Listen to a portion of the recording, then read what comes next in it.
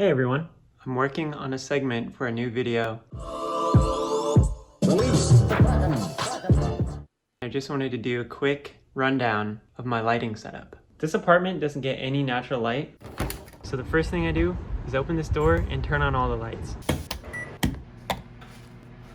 I need a clean white background, so I'm going to use the other side of this map. Now I need a key light, so I use this big lamp.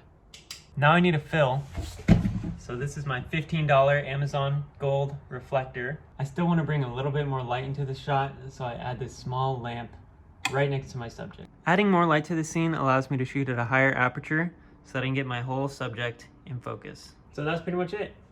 I had my main light, my gold reflector for fill, my small lamp for fill, my makeshift white background, whatever natural light's coming from outside, and then all the lights in my apartment. That's just kind of how I do it when I have an idea. And yeah, you know, a couple of lamps will go a long way. Thanks for watching.